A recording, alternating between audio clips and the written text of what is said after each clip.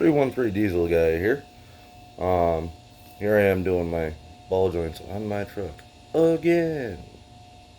I say again because this is the third time in 2 months. Um, I made a mistake when I bought the first set of ball joints, and I know better than to make a mistake like this. I took the cheaper route on the ball joints, and what I mean by that is I bought Duralast Gold instead of Moog Problem Solvers or OE. Now, I typically don't like Moog parts anymore, but on these particular trucks, 350s, 250s, they tend to work. Anything else? No, and they're not worth the money. So I bought Duralast Golds about 2 months ago, and steering was great for a couple days. And steering all of a sudden started getting sloppy again and wandering, and then it would get tight, and so I had the truck taken in for an alignment. Well, they pointed out to me that my upper ball joints were bad already. Big surprise. So, turned around, took the truck home, did the ball joints again. This is time number 2 now that I'm doing the ball joints. So I was driving the truck the other day. I've still had steering problems since about a week after I replaced the ball joints the second time. So a little bit of in depth on what's going on with the steering. I have replaced the Hydro Boost head at this point. I have replaced the power steering pump. I've replaced just about everything in the steering system. Because I'm thinking to myself, there's no way the second set of ball joints were already bad. Well, the other day, I took my truck in, downriver spring and alignment, where when they had it the time before that, they did a U-joint on the passenger side axle end, and that's when they replaced the Hydro Boost head too. So, I took it in there the other day and I said, I want this whole front end gone through. I want everything disconnected and each and every joint tested and checked individually. And the reason why I had somebody else do this is A, I didn't have the time to do it, and B, it was already under warranty because these guys have already done it once.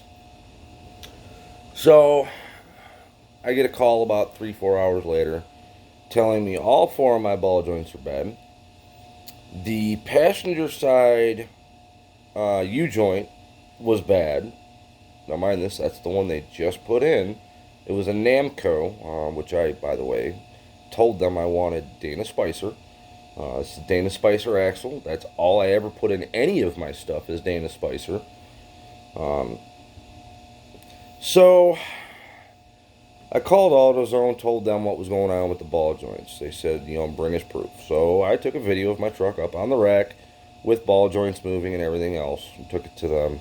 And they went, okay, we'll call our DM and see what they want to do about it. So they had me quote out what it was going to cost me for labor to have all 4 ball joints replaced again. Well, once they heard how much it was going to cost, their tone changed a little bit. They went from not wanting to pay me for my labor, because I'm a mechanic. I'm not a certified mechanic, but I've been working on cars for, I'm 32, and I've been working on them since I was 10. Like, literally since I was 10 years old. I started off on carbureted cars, and, obviously I work on fuel injected now and diesel. But they look at it as if you're not certified, you're not a mechanic. So typically places like that won't pay for what they call DIY time. Anyway, so at the end of this, AutoZone surprised the hell out of me. And I gotta give them credit for this. I really do. I gotta give them credit. They paid out, they refunded my money on all 4 ball joints.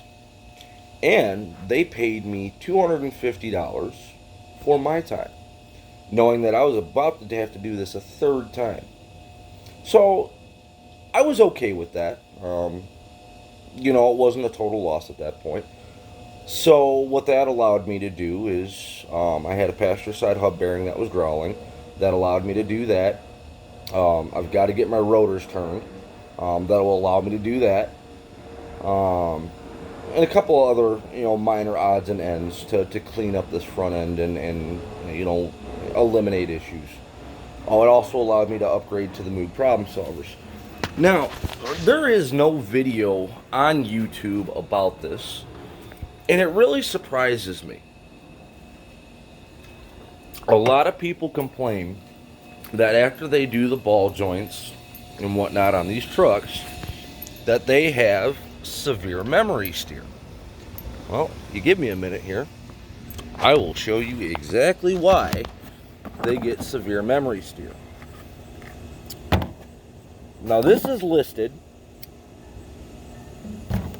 in dealer procedure number 1. Moog also, in their manuals on ball joints for these trucks, tell you to do this, but nobody else does. And there are some mechanics out there that'll tell you that doing what I'm about to show you makes absolutely no difference. I'm going to tell you right now, what I'm about to show you makes a difference. Night and day difference. To the point where if you don't do this, you'll think your truck is screwed up beyond repair. So here's what I'm talking about. I've got the driver's side all back together right now, but I'm going to have to take that back apart because I decided I want to turn my rotors. Yeah, and I'll show you why I'm kind of mad at myself for this here in a second. But here's my rotor, well, one of them, and hence to why I'm going to have it turned.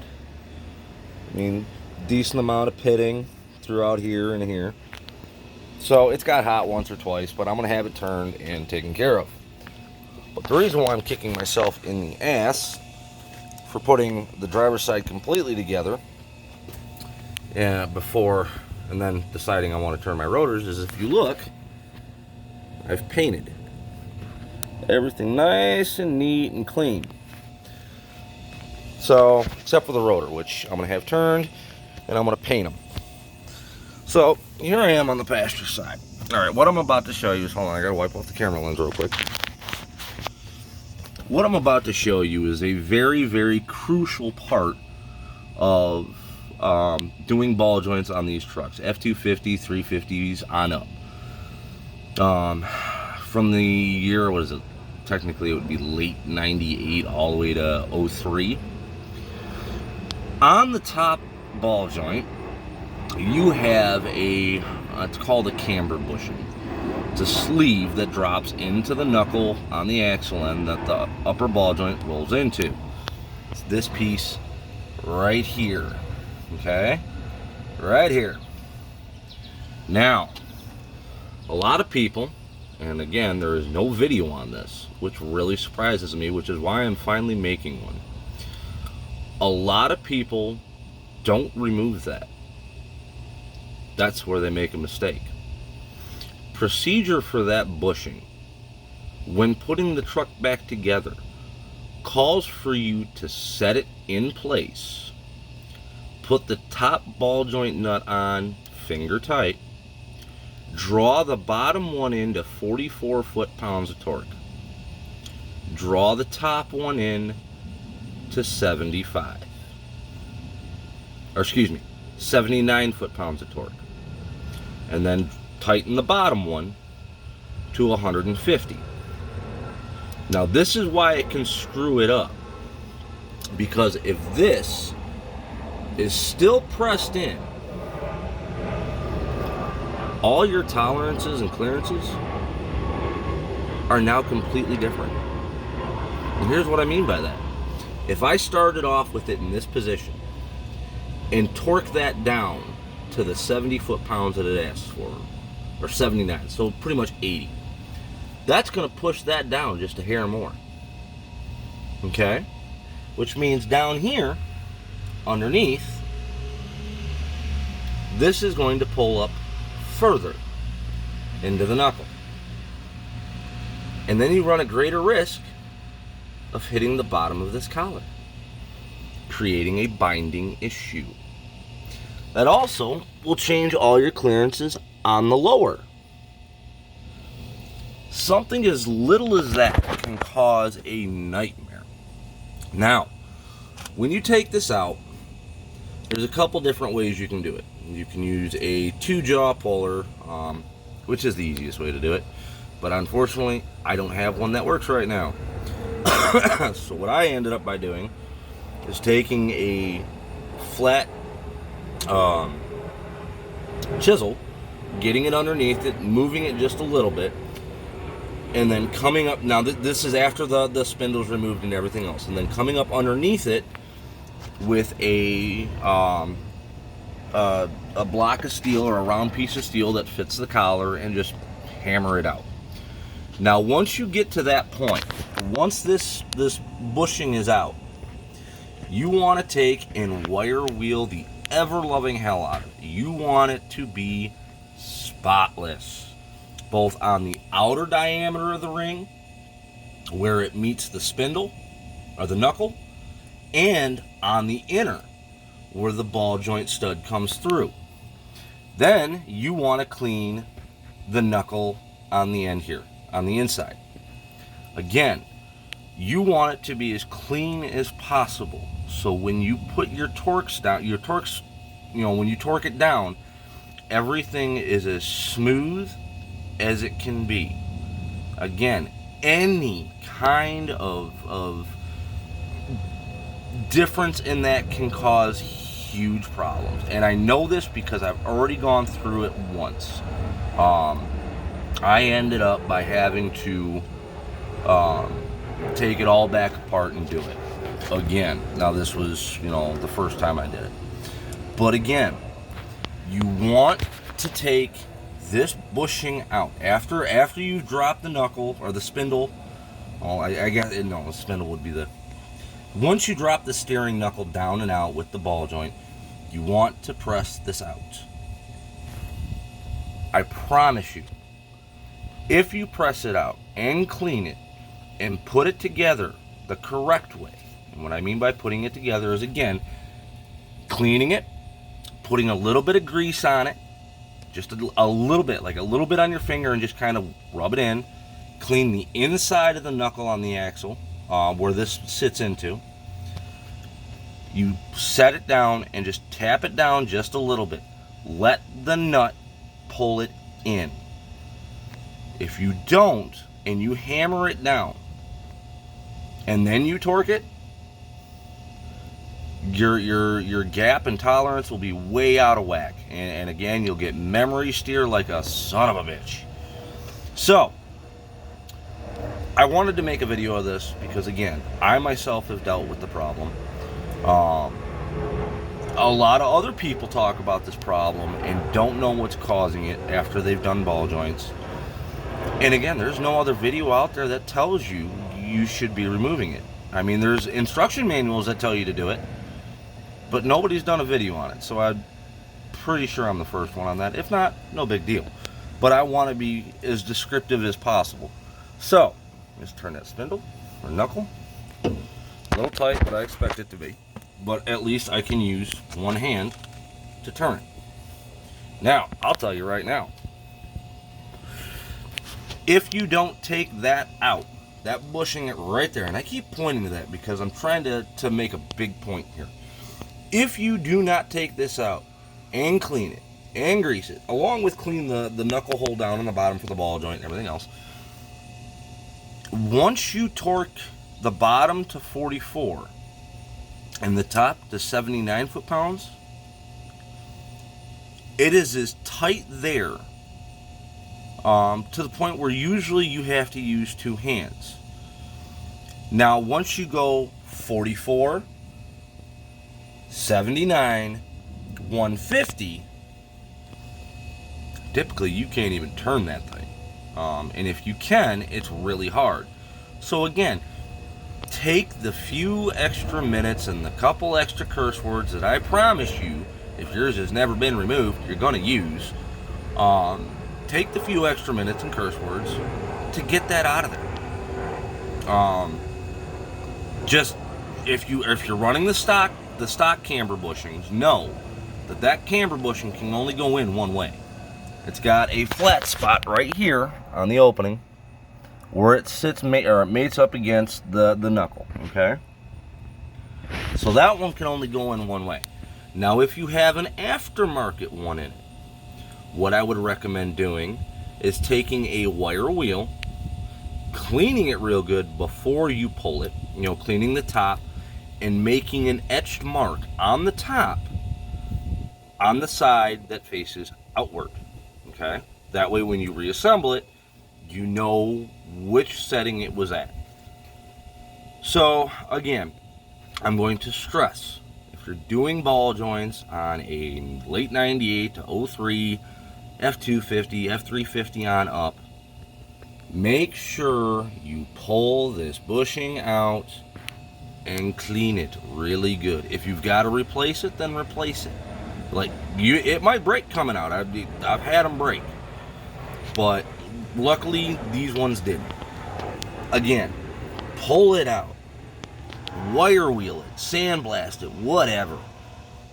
Grease it up a little bit, clean the inside of the knuckle where the ball joint comes through. Same with the bottom, and I'm telling you, everything will go together like butter. Typically, this job, the book calls it a 6-hour job, okay? I have it down to where I can tear both sides apart in 45 minutes. Both sides completely tore out, 45 minutes. That's sad. But that's also the benefit of greasing everything and cleaning everything and doing it as procedure calls. But putting it back together, I usually had it down. It would take me 3 hours total. This time it's taking me a little bit longer, and I'll explain why. I live in Michigan. So, we all know what Michigan can do to vehicles with rust. So I got a cab corner I got to replace. But the knuckles, they had such a thick coating of rust on them that I wanted to take the time to clean them and paint them. I want them to look good. Even though you won't really see them, I want it to look good. I want to know in my head that I'm not going to be fighting with rust anytime soon on this. So, again, I've painted this. You can see nice and smooth. You can obviously still see the casting, but I literally spent hours knocking off all the rust with a chisel and hammer, and that's after sandblasting. I sandblasted, chiseled, sandblasted again, and then fiber wheeled it. Turned out beautiful. Just like my calipers. I don't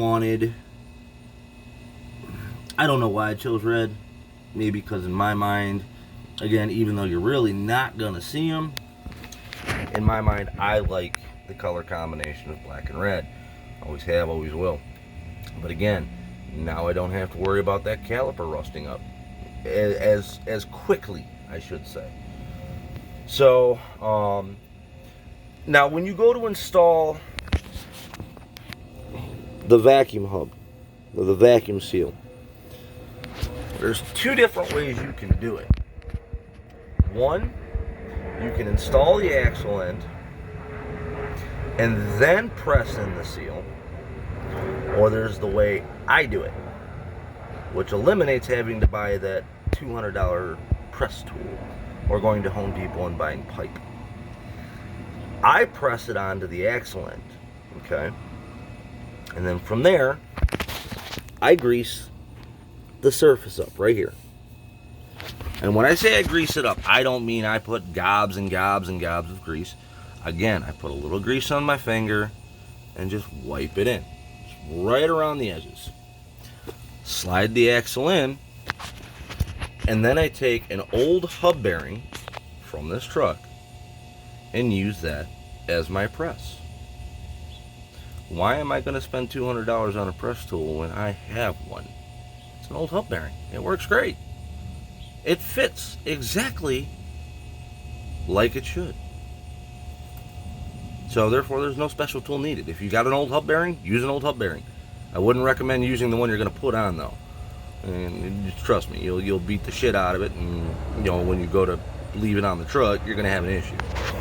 But again, there's two ways to put that seal in. Again, press it and put the axle in, then press the seal in, or press the seal onto the axle and slide it in and then press it in from there. So, but again, if you don't want to buy the tool and you're doing hub bearings, which usually if you're this far you're doing that anyway, use the old hub bearing. Press it right in, use the grease to push it in as far as you can get it by hand. Leave 2 studs on the old hub bearing, or 4 if they're all 4 stuck in there, which I've had that problem before too. Mount them in there, put them in the mount holes. You got 4 of them. And take a flat piece of wood on the outer hub and just hammer it in. When I say hammer, I don't mean beat the snot out of it. I mean just tap it in. As Happy Gilmore would say, just tap it in. So, I wanted to make a video on that and let everybody know what's going on here, and hopefully shed some light on the steering issues that people have with these after doing ball joints. A lot of the time, 98% of the time, it has to deal with that bushing. Because again, going back to what I said, 10 minutes ago, if this is here when I start, and I torque this down, that's going to push this down further, okay? Throwing everything out. Now, if I do it like I'm supposed to, set it in there, tap it down a little bit, run the nut in by finger, tighten the bottom one down, again, to 44 foot-pounds, no more. Draw this one down to 79 foot-pounds. Once I draw this one down to 79 foot-pounds, it's going to pull this down with it. Wherever this stops is where this needs to be. Then you go back down to the bottom one, torque that to 150. I cannot stress that bushing enough. Pull it out, clean it, let the nut, when you torque it down, pull it into place. Please trust me. So, that's my information on doing ball joints on this truck. Hopefully this will help anybody else out there. It might be having the same problem that I had, when I initially did this. So, again, any questions, any comments, any suggestions, I am well open to suggestions. Actually, I'm not gonna lie, I would love to see more suggestions and more comments in my comment section. Let me know what all of you think of the truck. Let me know what you guys think I should do with it. All that good stuff. It's going in for stage 1.5 injectors here shortly, 38R turbo, high flow pedestal, all that good stuff. Yeah, so again, and now I'm just rambling, but again, leave comments, leave suggestions. Let me know what you think. And if my video helped you out, let me know. That's one of the reasons why I kind of don't make too many informational videos, is because I don't know if they're helping anybody out. I hope they are. So if my video helped you out, let me know. Or if you found a better way, let me know. Alright. Anyway, 7-3 love, y'all. God bless.